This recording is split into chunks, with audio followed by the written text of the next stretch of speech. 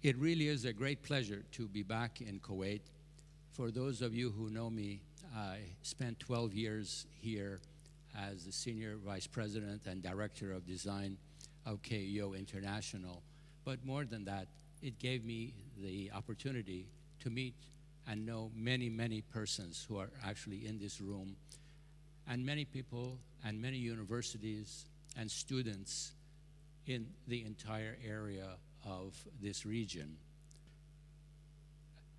My talk was actually scheduled in my mind for 60 minutes, and I've been requested to try to do it in less.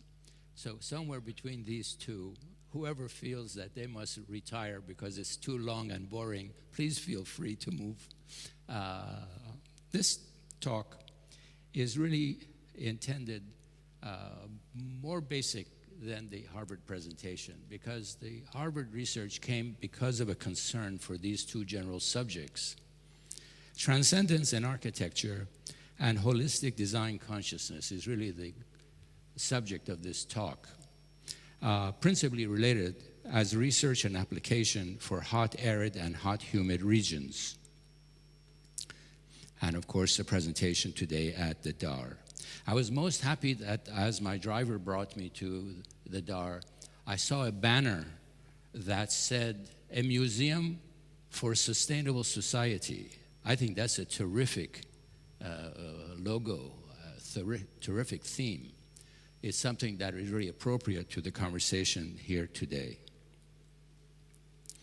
I want to give just a little bit of a background. Since 1968, and in fact, you know, I had spent 18 years outside of Iran getting my basic education, my Occidental education. And I returned to Iran really not knowing anything about the culture in which I was born. So the first research I did was resulted in The Sense of Unity by University of Chicago Press. It documented more or less the philosophic structure of Persian architecture. It allowed me, though, through that, to be introduced to do another research commissioned by the government of Saudi Arabia to write the history of the Holy Kaaba and the building of the then new Masjid al-Haram.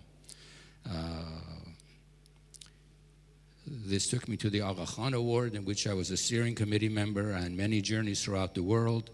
At Harvard, I also researched how to help rehabilitate and build the Baba Hutta, the Muslim area in wonderful city of Jerusalem. For the United Nations, the Habitat Bill of Rights for UN Habitat.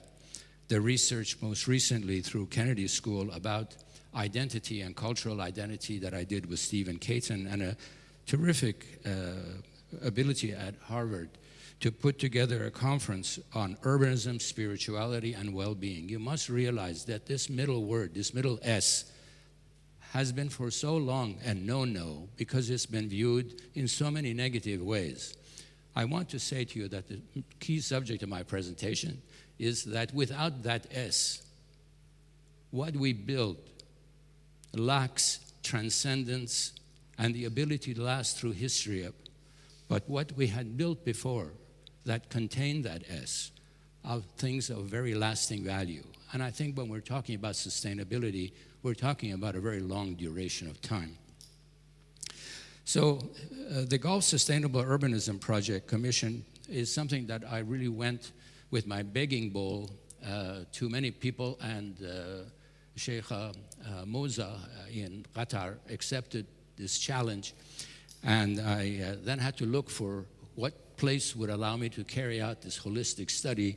It turned out to be my old graduate school of design. But now I have to give you a little introductory note, because this title has caused so much trouble and controversy. The body of water lying between, and by the way, this is the beginning of the 800-page book which is published. It begins with this introduction. The body of water lying between southwest Iran and the Arabian Peninsula has been called the Persian Gulf, while the Arab world calls it the Arabian Gulf. In this Harvard research study sponsored by Qatar Foundation, contractually it is simply called the Gulf. It was interesting when I began this that I learned that in 1978, the 8 countries that border this wonderful water body mutually established by the UNDP Regional Organization for the Protection of the Marine Environment, and it agreed to call it the Rope-Me Sea Area. That is, from 1978, all the 8 countries around this body of water, and until today, have a working contractual agreement, station headquartered here in Kuwait, where they're to deal with the well-being of this body of water. So it's something ongoing, something to build on. We studied 10 cities, and they were beginning, let's say, with Basra, Kuwait, Dammam, Bahrain, Doha, Abu Dhabi, Dubai, Muscat, Bandar Abbas, and Bandar Lenge. Anyway, if you begin to the top, urban form and architecture obviously was studied at the Graduate School of Design. Environment and public health was through the Harvard School of Public Health. And science and culture and economics were studied through various anthropological work and groups that we did through Stephen Caton, cultural anthropologist, expert on Arabic, in fact, Arabic Yemeni poetry, and with the cultural help of sociologists here in this region. I want to say that it was in 3 stages: a study of the past, the study of the present, and anticipated strategies for the future. This is a 5-year study. The first 18 months was completed approximately a year and a half ago. It's an 850-page, 11 by 17-inch publication, now being published for December dissemination. The idea has been that essentially when one views this, the study up to from the time that we have good records of this area, let's say 5,000 or so years ago, to around the 1950s, the theme was survival. And you might say, well, gee, that's really the theme of everything, but it concentrated on essential survival. The aspect of the present, which we have not yet studied, but that is what has caused this study to come into being, really has to do with economic prosperity. It's not looking at long-term survival. And if you look at then at the future, there's a new survival mechanism and strategy, which we have really yet to identify, but we all have inklings of it. So I'm only going to speak with you partially about this volume 1 in this very brief presentation about what we learned about the strategy and the themes of the past to survive. We concentrated on the climate and the thermal aspects of both land, sea, and air. So these show you some aspects about the level of heat in the water of the Gulf. As you know, there's about 600 bright lights in this Gulf at night.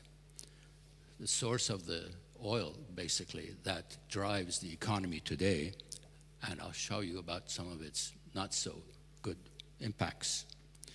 We studied what was underneath the sea, so the whole ecology of mangroves, seagrass, microbiology, that essentially the Gulf, as you know, is the breeding ground of all life, marine life of the Indian Ocean. And when we tamper with it, we tamper with the life of much larger structures. You all remember this was you in Kuwait in 1951, 52. Compact, adapted, culturally, socially related. It had come into being through that mechanism that, however, had the continuation of 2 things. That which was just material and that was beyond material. Today, we have the opposite index, image of the overall master plan of Dubai. Really up to the 50s, much of life in various of these bioclimatic cities would be in that manner. So here you see someone essentially from Bandar Lenge.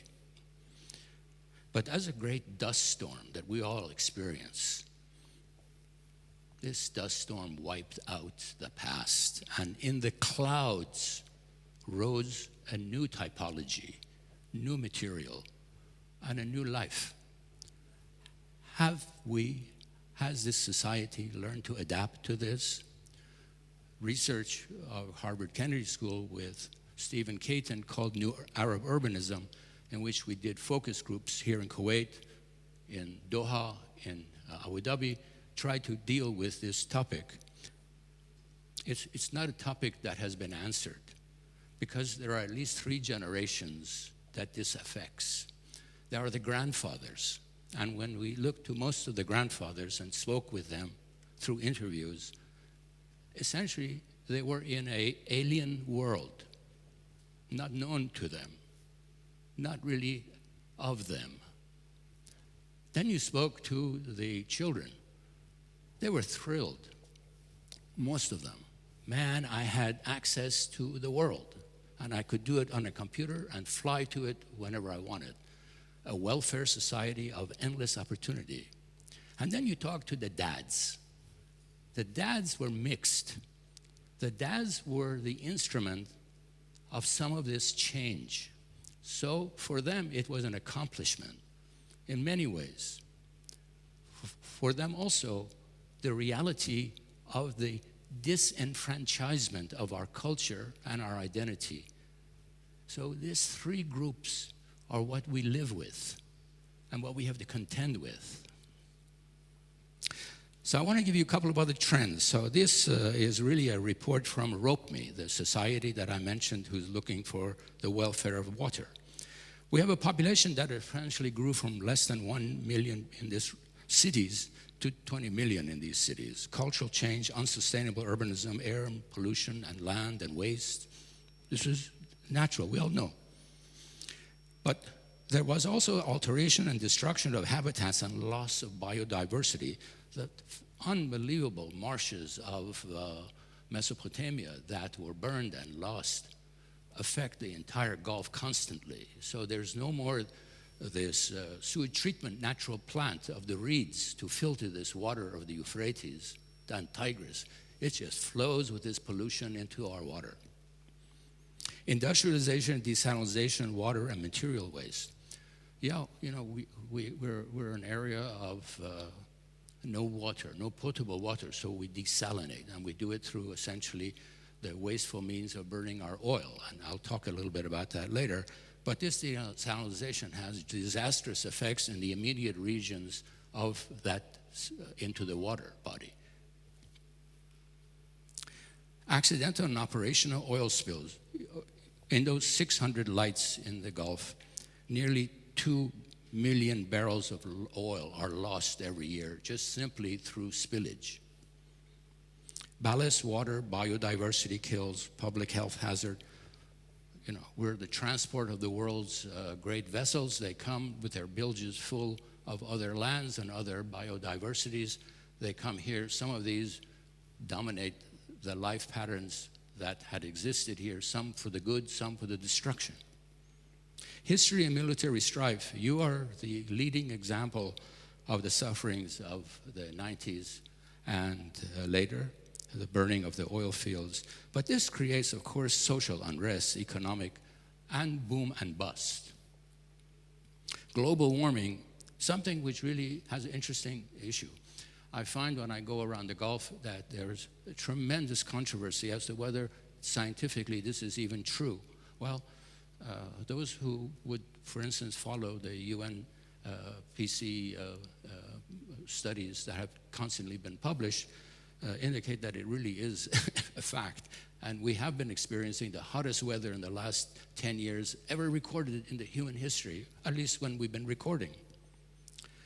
And so I'll talk to you a little bit about the environmental crisis and the issue about sea rise, because we're all on very flat lands. When your dish dashes get wet, you'll know that we've got to do something about it.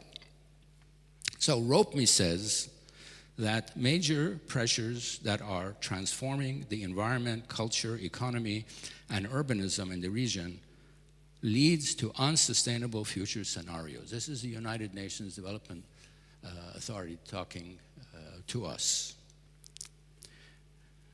You know these. These are from KFAS. Energy consumption.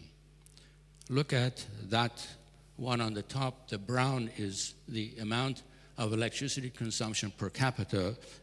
We're first in Kuwait. And if you look at electricity consumption, again, Qatar, Kuwait, UAE, lead in per capita, per person. And we know that. We've talked about how you leave on the air conditioning 360 days a year, and this is the issue. And then we look at CO2 emissions. These are all just the simple facts we all know, but are we doing anything about it? And we have to do something about it, because these are signs of the instability. So what does that banner say? A museum for a sustainable society. Very difficult to deal with cities. Cities, very large, very growing, very dynamic. Multiple international forces are forcing certain things in our societies here. So we said, okay, gee, let's forget the city. Let's go to a microcosm of a city. Let's go to a university campus. Let's see if we can make a university campus green and sustainable, because if we can get the young people to know something about how to live sustainably, maybe this might do two things. One, as they grow older and become decision makers, they have some possibility of how they can help. And at the same time, we can demonstrate sustainability. So this is something that we've begun. The research has been done with Kuwait University, with PATE, and with the Australian College of Kuwait to get public and private. And then we've presented and discussed it with the other 12 universities.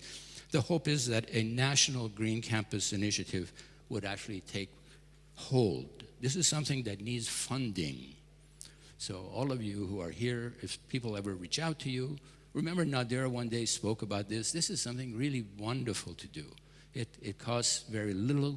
It is the investment in the youth for yourselves. Okay, now I'm going to go to the research.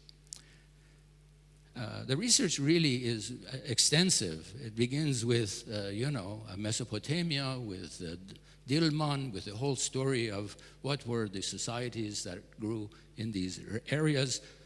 Definitely a maritime society, but maritime society that actively worked, as you can see, from India, China to Africa. Now when I get to quick urbanism, above me is a plan of Ur in Mesopotamia, in the Basra area, and the work of Sir al-Wuli in the 1920s. Do you recognize the difference between this plan and Kuwait that I showed you? This is a house in Ur, a courtyard house. I measured and photographed this house in Basra. So since 2,500 years ago, we've been building courtyard houses, compact courtyard houses, as an adaptive mechanism. It's interesting that until the 1950s, we lived this way, but something changed. This one will take too long to explain, but you'll probably be asking, Nader, how do you define the past? So we did a lot of studies about the timeline of the past, and we found this snake of these 10 different cities. So on the right, you see the transition period that we are suggesting when one city turned into a more modern city. And on here, we have the names of the cities, like Basra, Kuwait. So let's stay with Kuwait. Oh, you can see it on that one. I talk with you on this one. So over here, if we take a look at the time period from 1900 to 2010, you'll see that some of the cities moved into the present faster than others. And actually, one of the fastest that grew was Bahrain. Why? Because really, just at the turn of the century, the British, in their relations to maintaining their property in India, really used the Gulf as a way station. And that way station turned to be Bahrain. So there in Bahrain, municipalities were set up, building regulations were set up, and we began to change by building British building standards in Bahrain. And then, of course, they moved slowly down to other areas, and you see that Kuwait is very close to the change because really we discovered and turned on our oil just after World War II, and so immediately we had income, and our master plan was made in 1950, and we raised all Kuwait, and so we immediately moved very quickly into this present, in this sort of transition period, somewhere between 1945, 1960, we raised and changed, and what you see, the remains of Kuwait, really that occurred at that time. Other places like Bandar Lange, Bandar Abbas, well, no, they didn't, they didn't get into this world, but they got into it slowly, and in fact, Bandar Lange almost eclipsed Bandar Abbas. Now, actually, if we were to go into the present, is probably following the same path, emulating Dubai or others, but with less skill and less economy. So these are the times. And we did a very detailed for each city, and I'm not going to go through all this. We analyzed, when oil prices were changing, when oil production started, what was the oil revenue per capita, and so we feel that Kuwait transitioned in this sort of period. And I love feedback. These are just, works that are research. And the work looked at the region, the town, the neighborhood, and the unit. Very important that we're not looking just at buildings, because sustainability can only be achieved regionally, truly, and then at the city, and then neighborhood and unit. So we can't talk about architecture as unit. Architecture is the region. Urban planning is the unit. All of these work hand in glove with each other. A couple of things about then the sea, but really I want to concentrate on this section. This is a section that is taken from the north to south of the Gulf. And note this, and then I'm going to show you the section. So one of the great characteristics is that there's the Zagros Mountains here, exaggerated, but these come down very sharply, and the water in this area is deep. That's why the first main sort of ports helped being Bandar Lange in these areas. These areas are part of the great Arabian Peninsula sort of deserts, and so they're very flat, and the dotted areas are all the shallows. And so, of course, here were all the areas for the oyster beds and the other issues and that brought to life originally. But it also caused problems with the ports in this area, as you very well know, because of great flats areas, sometimes 300 meters when low tide, to be able to then get to your port. So these are characteristics. But interesting, another is the economics of these 10 cities, looking again at Kuwait. Wow, Kuwait was really, as you all know, a boom town in the maritime trade. So as far as our records could show, in the 1600s, there were about 800 vessels and 10,000 people involved with the maritime. And then 86, 07 to 14, 30, until, so obviously this impacted the size of the city, the activity of the city, the souk, the main bazaar, the life. And where did we go? Well, we did these things. We went to all of these places. And of course, you all know, some of you knew, may not know. And this is a picture, there we are in the 1950s again, of what the coastline looked like. But then what you do is you sort of analyze what was the growth of this town from the earliest records that we have from 1756 as it grows to 60s. And we're stopping in that zone because I'm stopping only with the past. I'm not bringing it to the present. That's first part of the book. So this is the populations of it. And it's very interesting. Later on, when we do comparative analysis between Kuwait and the other 9 cities, you'll see that Kuwait, by far, was the largest city, most dynamic of any of the cities in this region. And so here's from the Huntington surveys in 1951, a Noli plan of the built and unbuilt. And then we did, studies of the sectors of it. So quite obviously, the Qibla area, Wasat, Maghreb, and Sharq. And then, interesting is mosques. Within almost 5-minute walk of every sort of neighborhood, every farij, there was their own mosque. And a very educated city. So many schools that was in this area. And the souk, one of the largest. And then the neighborhood elements, this whole idea of fina and sika, the sort of spontaneous ability to do courtyard houses and walls, but that you could do certain dimensional changes as long as you could sort of talk with the local surveyor, their local sort of mayor of that area, the building of the dachas, the benches, the idea of the sabat. These were urban elements that allowed flexibility within fairly unified forms. Another thing is the Kuwait waterfront. So really lined with diwaniyas who then immediately were attached to the boats that was the trade and mosques. And so interesting that we begin obviously with 09 with the Amiri Diwan in that location, but we begin really where we are, the American Mission Hospital. And then we move. We then focused on one of these areas, and it was what we called the Al-Badr Farij. You see imaging of it. And then we did technical studies.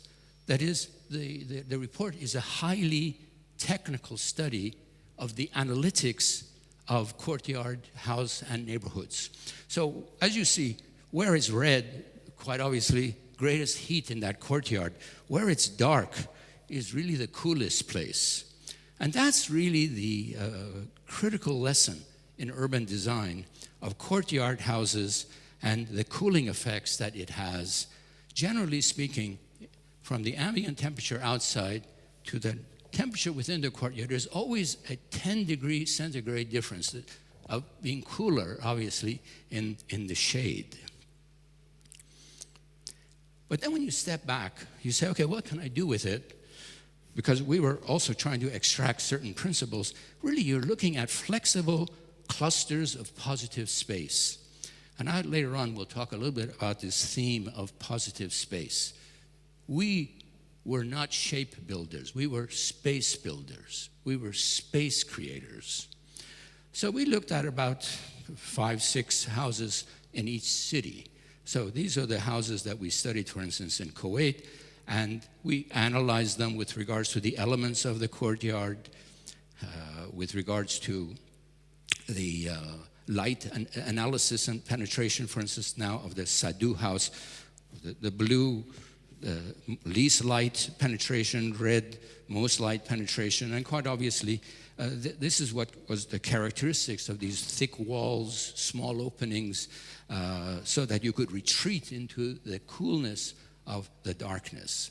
But it wasn't just only the darkness, it was also about privacy. So we did a whole study of all these houses, of the levels of privacy. How did you maintain privacy? Because that aspect of privacy is terribly important in our traditional house building. Now today, we can really hardly achieve privacy. And I speak a little bit later about that. Then we analyzed the house typologies from Kuwait to all the other sort of types. And again, we're sort of trying to find, generally speaking, you'll find that the Kuwait courtyard is smaller, and the further you go down to Bandar Abbas, which is more humid, the courtyards are bigger, more ventilation needed. But the basic unit is the courtyard house. 5,000 years of continuity. A courtyard house whose ceiling was the sky and the moon. Do we see the sky and the moon in the houses that we build for ourselves today? So we also did a philosophic study about what was the philosophic, cultural, civilizational look. And almost without a doubt, without a difference, there was a Baten Zahir view to life. You know, that there is a hidden inner dimension to me, to you, to my existence, to myself personally, and it was a precious thing that I had to discover. I was a treasure. Treasure. And then the family, next level of treasure. And then your farid, your neighborhood. So there were these layers of isolation to protect that inner world. And then you accepted that you also existed in this world, but you had sort of definitions. So this is a Zahir Baten aspect of looking at life. Very interesting, because it led to what I call the positive space view of how you build. So you built that inner courtyard of privacy, just like you build your inner self. Whereas the positive shape, which came about as the change that occurred, where we brought essentially a Western building code that was building shapes. And so it kept objects separated from each other. It gave regulations of so much space between one unit to the other. So no longer could you build contiguously.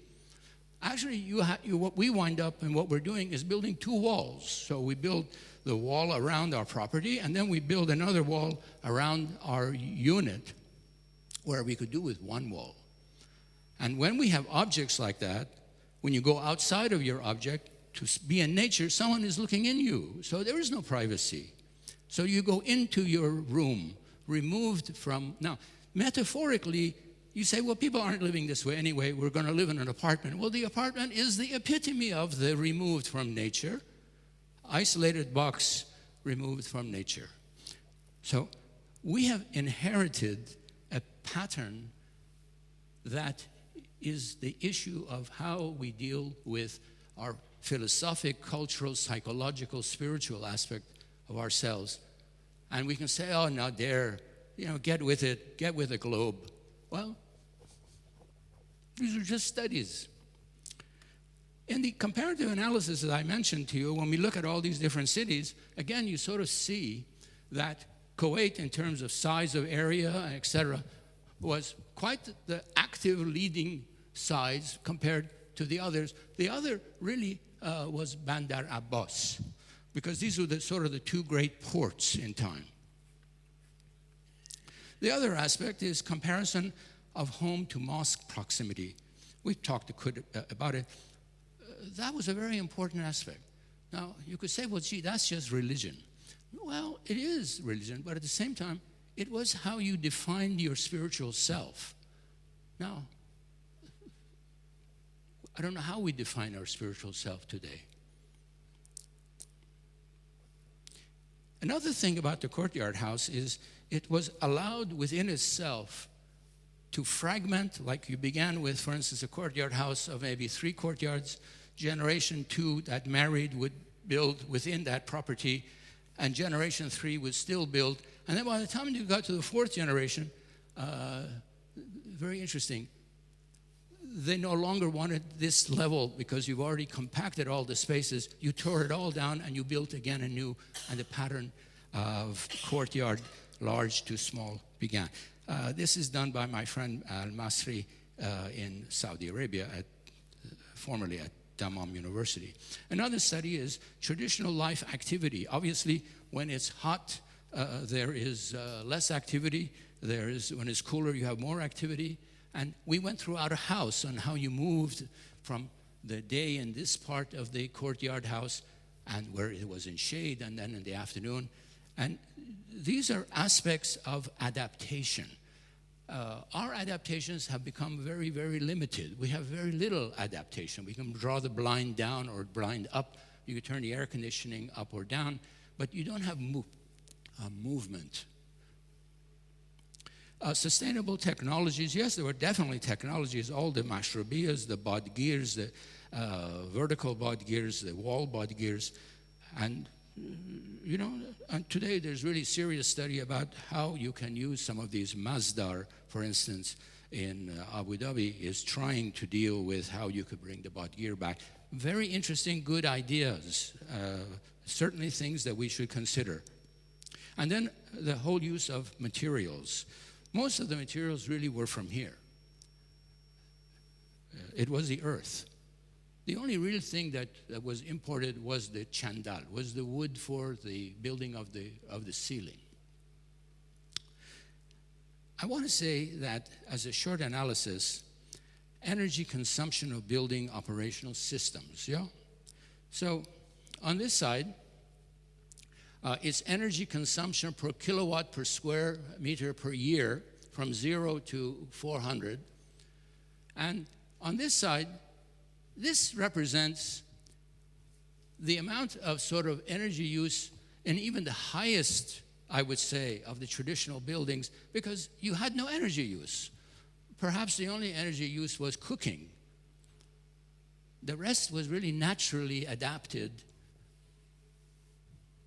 Good passive adaptation. First of all, the buildings and town were designed to be adaptive, not to be against nature. They were with nature.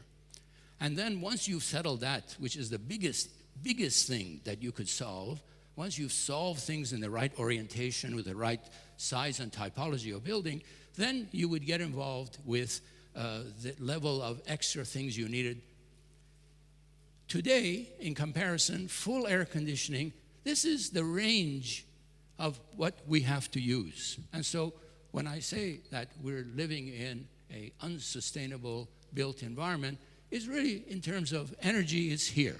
In terms of water, it's the same issue, because our chart that I showed you about water consumption is the same. And so what's being presented in general theory is what is called mixed-use design. We learn from this past, we adapt, and you know, Kuwait, 4 months out of the year, is really wonderful. The weather is perfectly fine. You can open the window. It's very pleasant. And that's generally true for all the 10 cities.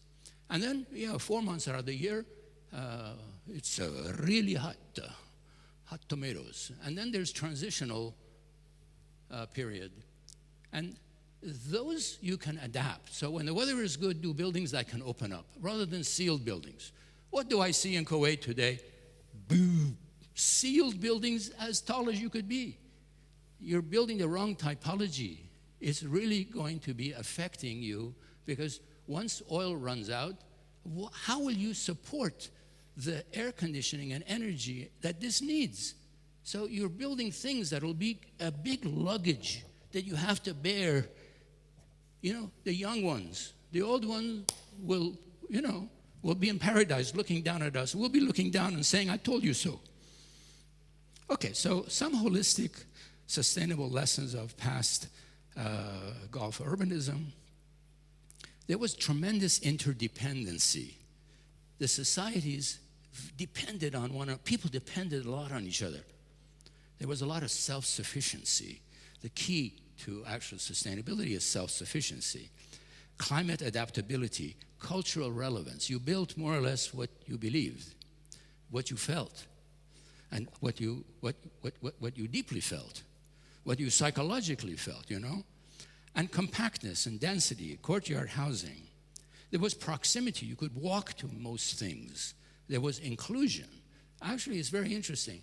The traditional society, men and women were much more integrated than we are today. Where did that happen? Tremendous amount of flexibility.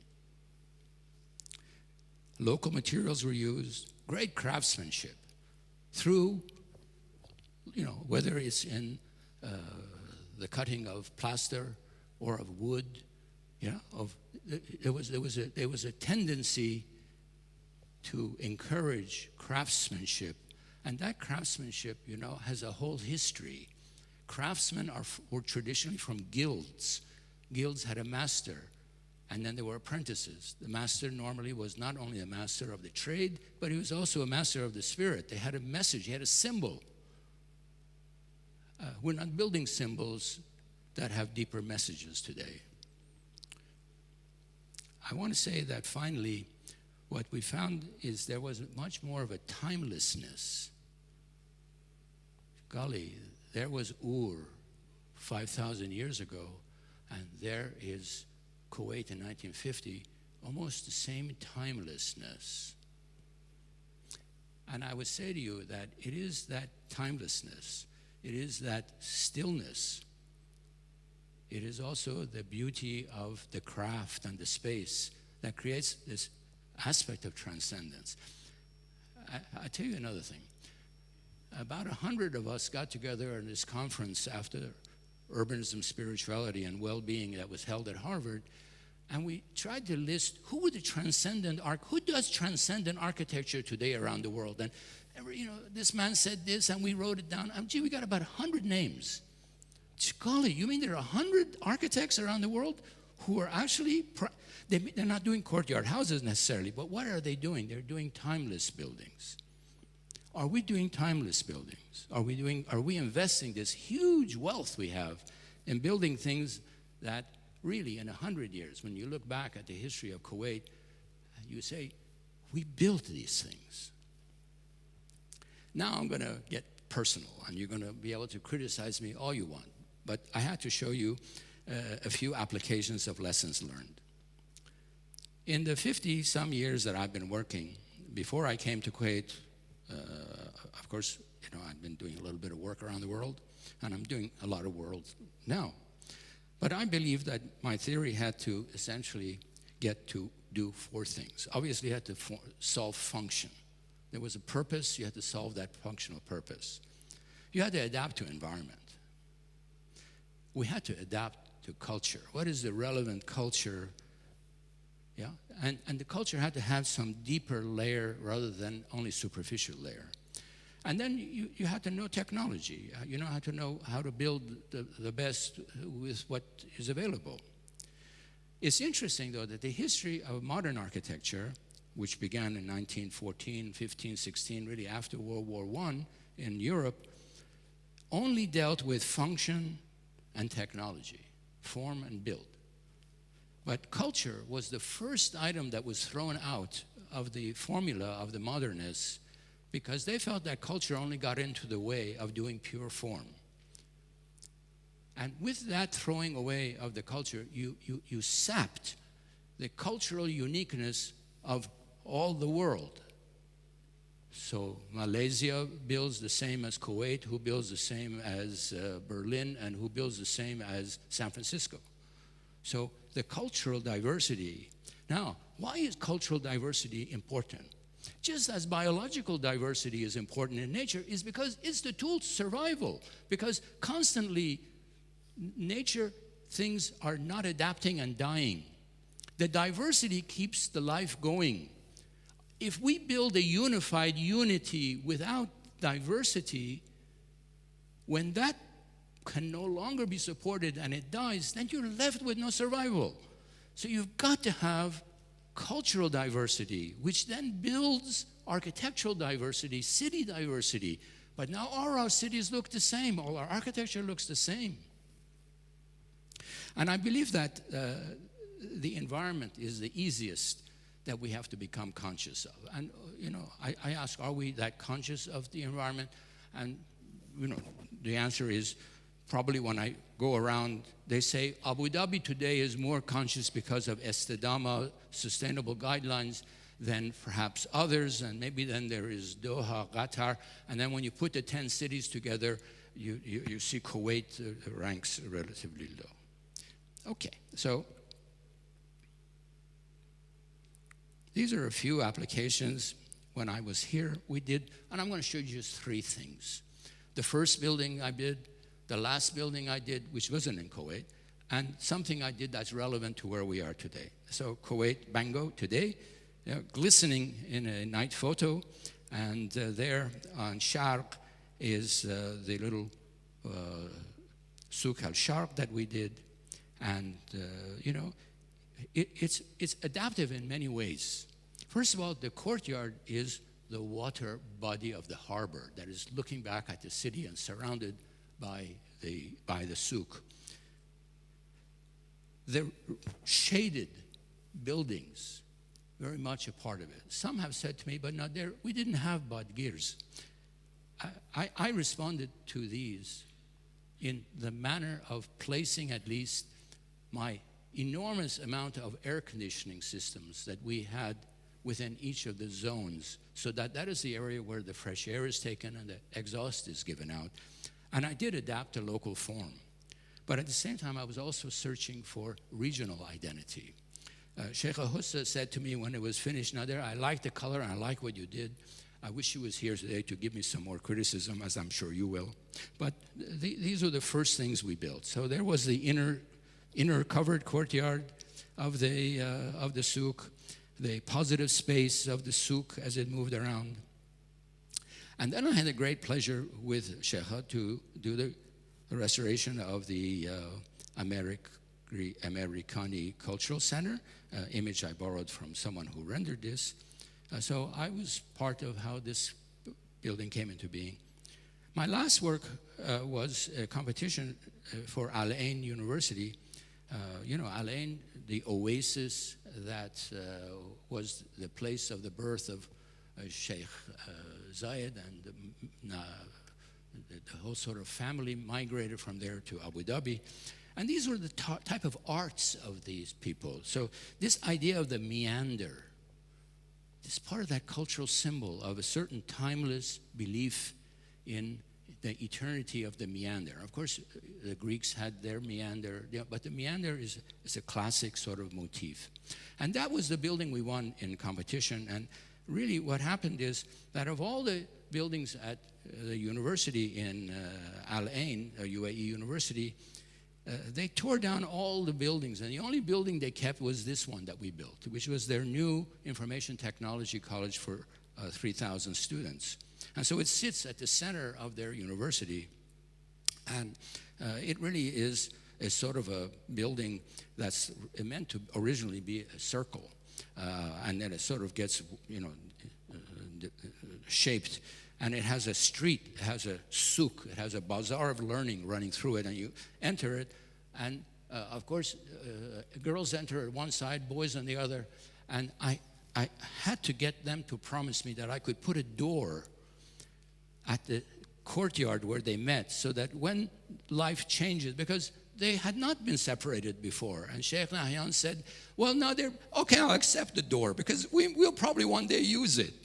And I know you're building a university where they're all separated, but please build doors, because people change. So this was the souk, this was the positive space running through, coming to a center court.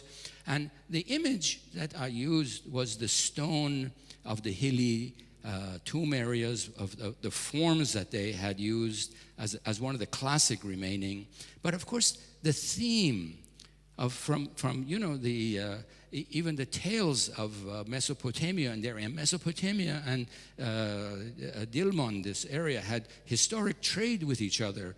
And then, of course, the transition to the Muslim world. But look, there is a continuity of what we're doing. And so we did this souk with the stone of the limestone that recalled the past and kept the meander in it. And then, however, something interesting happened. At the very center of this building is its light, because a fiber light